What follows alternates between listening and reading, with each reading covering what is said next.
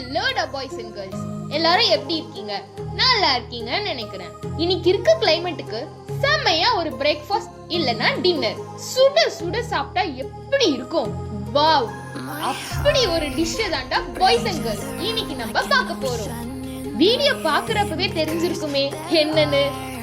சாம்பார்ல நல்லா ஊற வச்ச இட்லி சாம்பார் எப்படி செய்யணும்னு இந்த வீடியோல பார்க்கலாம் வாங்க. எப்பயும் போல ஸ்கிரீன்ஷாட் எடுத்து வச்சுக்கோங்க. இப்ப தேவையான பொருட்களை பார்க்கலாமா?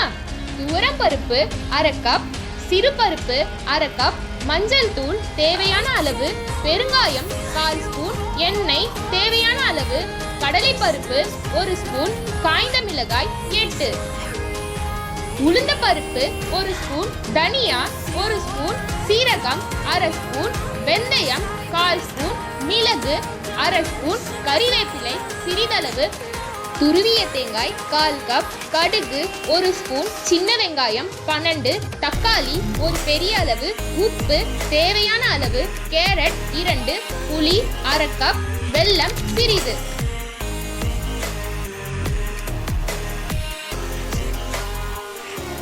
ஃபர்ஸ்ட் ஒரு குக்கர்ல 1/2 கப் துவரம் பருப்பு போட்டுக்கோங்க. அது கூடவே 1/2 கப் சிறு பருப்பும் போட்டுக்கோங்க. அடுத்து பருப்பு முங்குற அளவுக்கு தண்ணிய ஊத்திக்கோங்க.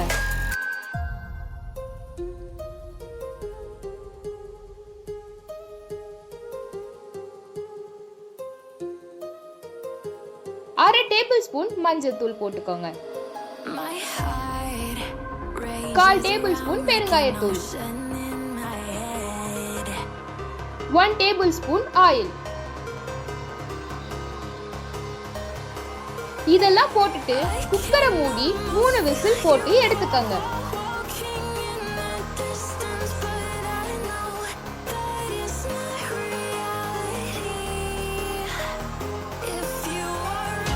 பருப்பு நல்லா வெந்து வந்திருக்கு. அத பருப்பு கடையிற மத்து வச்சு நல்லா கடைஞ்சி எடுத்துக்கலாம். அடுத்து நம்ம ஒரு பேன் எடுத்துட்டு அதுல 1 டேபிள் ஸ்பூன் ஆயில் ஊத்திக்கலாம்.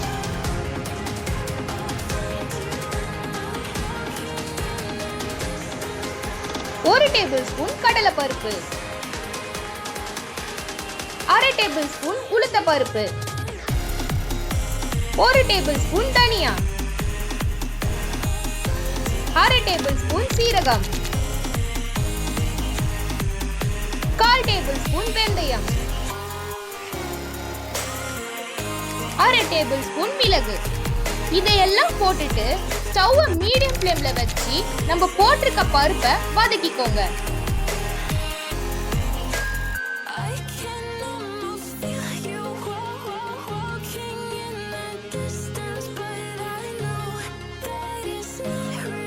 இப்ப பருப்பு கொஞ்சம் கலர் மாறினதும் 8 வரமிளகாய் போட்டு வதக்கிக்கோங்க.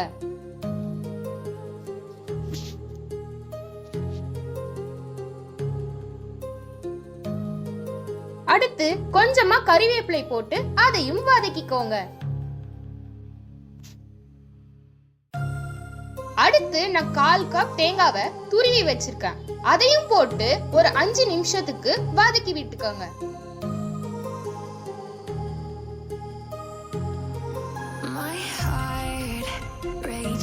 இப்ப இத நல்லா ஆற விட்டுருங்க.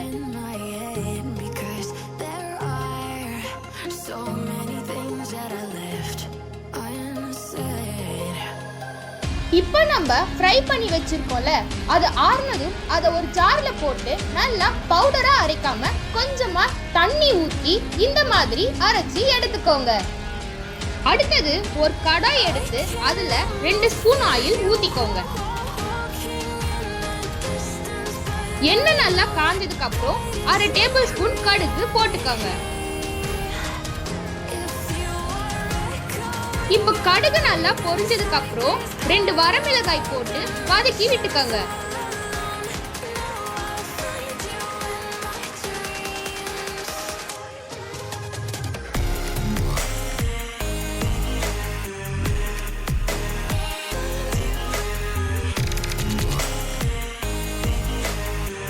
அடுத்தது 12 சின்ன வெங்காயத்தையும் போட்டு அதையும் சேர்த்து வதக்கி எடுத்துக்கோங்க. அதுக்கப்புறம் 2 கேரட்டை உங்களுக்கு பிடிச்ச ஷேப்ல கட் பண்ணி போட்டு வதக்கிக்கோங்க.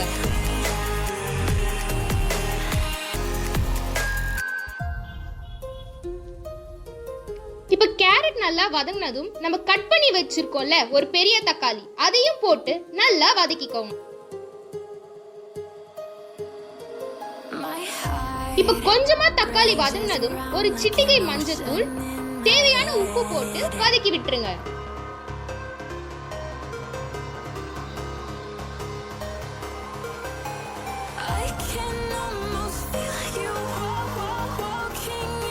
இப்ப காயில வதங்கியாச்சு. இந்த ஸ்டேஜ்ல 1/2 கப் புளி தண்ணியை ஊத்திக்கலாம்.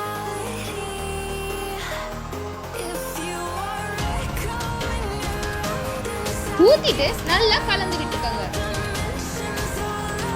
கொஞ்சமா வெல்லம் ஆட் பண்ணி ஒரு பிளேட் போட்டு மூடி 15 நிமிஷம் அப்படியே விட்டுருங்க. இப்ப மூடியை ஓபன் பண்ணிட்டு காய்களை நல்லா கலந்து விட்டுக்கோங்க.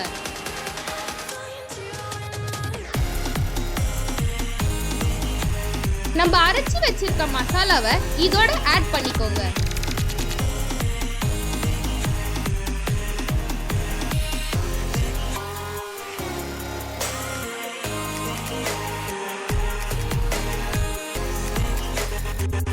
தேவையான அளவு தண்ணி ஊற்றி கலந்தும் விட்டுக்கோங்க.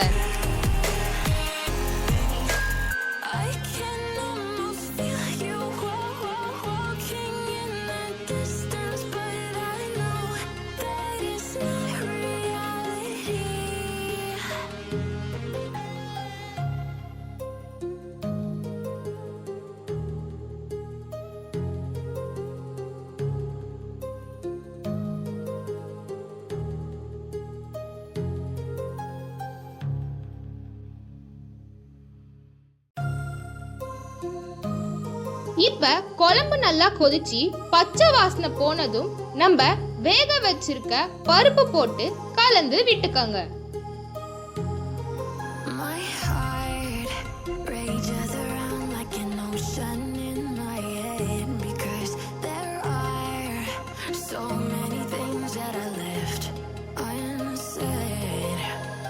இந்த ஸ்டேஜ்ல நம்மளுக்கு தேவையான உப்பு போட்டு கலந்துக்கோங்க.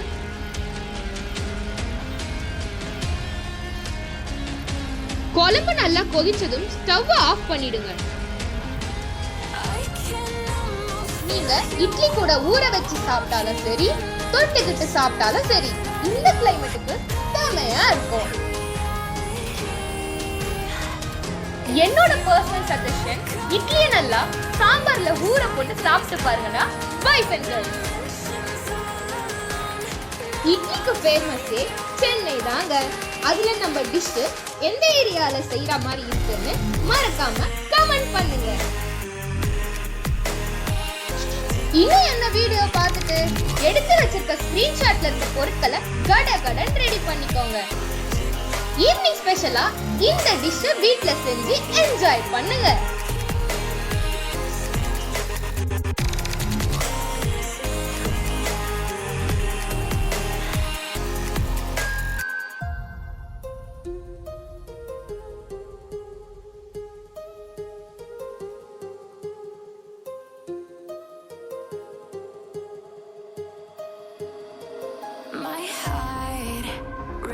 Thanks for watching the boys and girls. மறக்காம உங்களுக்கு என்ன டிஷ் வேணும்னு கமெண்ட் பண்ணுங்க. சமையல் தெரியாத உங்க ஃப்ரெண்ட்ஸ்க்கு இந்த டிஷ்ஷை ஷேர் பண்ணி சமையல் அங்காடி சேனலை சப்ஸ்கிரைப் பண்ணிக்கோங்க. மறக்காம பெல் ஐகானை தட்டி விட்டுடுங்கடா பாய்ஸ் அண்ட் கேர்ள்ஸ்.